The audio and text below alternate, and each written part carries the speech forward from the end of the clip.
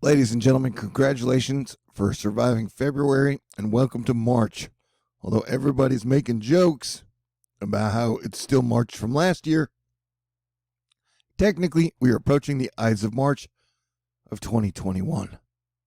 Now, that was an old Roman thing, the Ides of March, for whenever the deadline for whenever you had to sell your debts. Although things have changed, things are kind of the same in many ways. And they used to count backwards by 3 sections back then. And so the Ides of March technically falls on the 15th. But everything has a before Christ feel to it. Rome was founded in 1753 by King Romulus. And I've suggested before that this year we'll have a heavy Italy and France focus on it.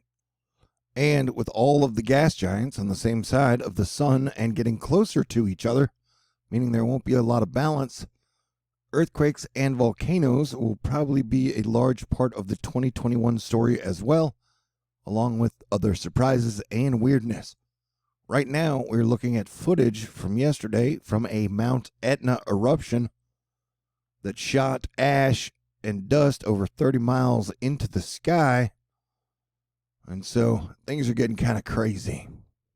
First, we had a full moon energy, and then we got hit with a G2 moderate solar storm right in the face. And somehow all that energy put my sleeping schedule back on the night shift.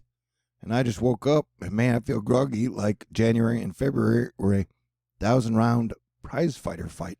But we're looking at some beautiful auroras here, as now the energy is kind of calming down.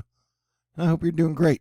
Hey, I've only got 2.5 days left in my THORnews fundraiser, which I do monthly.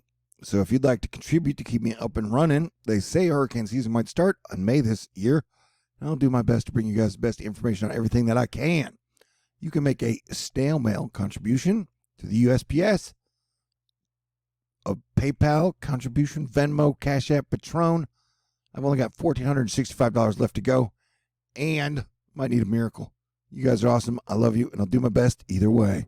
And now we will be easing from winter into flooding season. Kentucky, South Carolina, and parts of Tennessee been hit hard by flooding and rain over the last few days.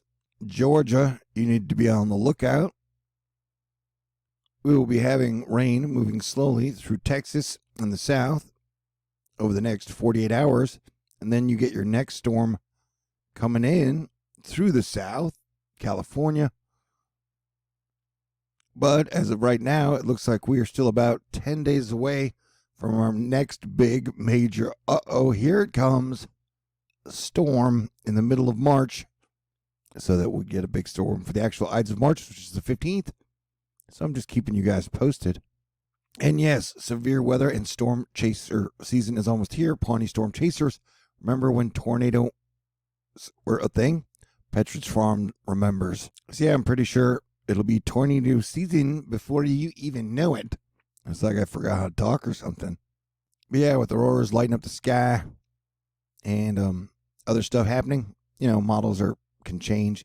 So we're still going to be on alert. But winter is not over yet. They have blizzard conditions in Cargill, Ontario, and there are many parts of the USA who get their snowiest months in March. And so this is just really kind of a transition month. Although volcanoes have been stealing all the headlines, man walks within 30 meters of Maroom volcano lava on Abram Island in Vanuatu. Ooh, I bet that's hot. But yeah, ensemble forecasts in the 8 to 14 day time frame, second week of March, continue to highlight a synoptic pattern favorable for central U.S. severe weather. So we will continue to watch, but we got about 10 days, we think, before we get hit by our next, oh my God, here it comes, storm. Meteorological spring started on Monday, today. Astrological spring starts who knows when, and then official spring starts in like 19 days. But residents across the Northeast may continue to see wintry weather in coming days. And so you'll be getting some snow and very cold temperatures up in the northern areas. But yeah, parts of the South have been dealing with a lot of rain and a lot of flooding, Elmer flooding, over the last few days. The green means flash flood advisories, and the brown means, oh my gosh, you might get heavy rain. Did I have an aneurysm last night? I didn't know about it. That would be unfortunate. Weather Dak says, do you realize we're floating in space? And I guess flat earthers can now argue with Weather Dak if they want and tell him that we're not floating at all. We're just flat and nothing floats. Wait, what? All right, that joke didn't go where I wanted it to. We got a storm that gained intensity as it neared the Korean Peninsula over the weekend. Areas of heavy precipitation spread over the Korean Peninsula on Monday and are expected to continue into Monday night and early Tuesday. So, you got lots of snow bearing portions of the Koreas, yo. This is what Earth supposedly looked like before the Pangea broke up. See how it works is the sun pours out energy into the top and bottom of the Earth through the auroras, and then it goes to the core because the inside of our planet is a star, and then the planet grows, and as the planet grows, it separates. And as it cools down, the steam gets trapped in the atmosphere and creates water. Yeah, I know that's not what science tells you, but that's what I think. This is a look at Popocatépetl, the volcano in Mexico, which has been the most active volcano on the Earth, in my opinion, since 2019. It is active as well. And so we've had 2 sunspots that were relatively active with flares that are turning away from facing Earth over here.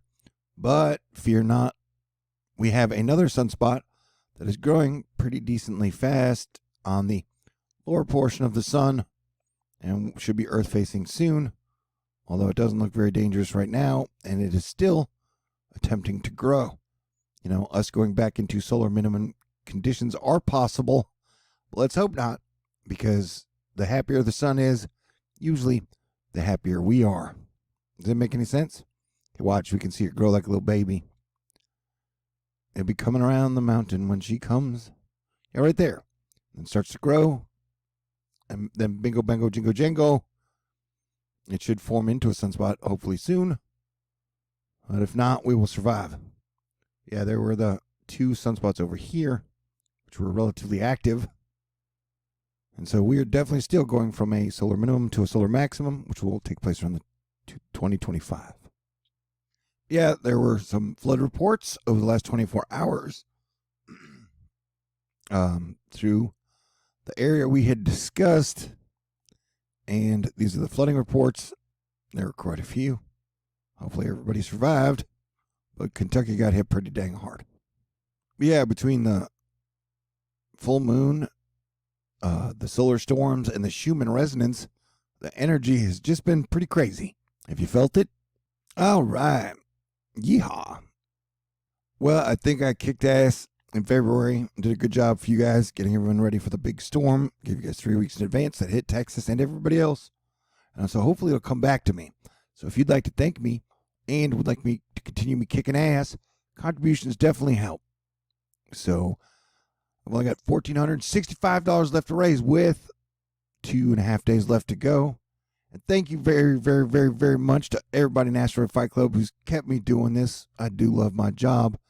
Thank you to JL, Paula, Justin, Fairytale Inc., Andrea, Rick, Teresa, Wizard of Oz, Joe, Melissa, Mike, and Cody. All are amazing. Hopefully, we'll get a couple days to catch our breath and get into a good mood for a good March. And hopefully a miracle will come my way. God bless everyone. Stay cool. I will talk to y'all in the near future. Peace out.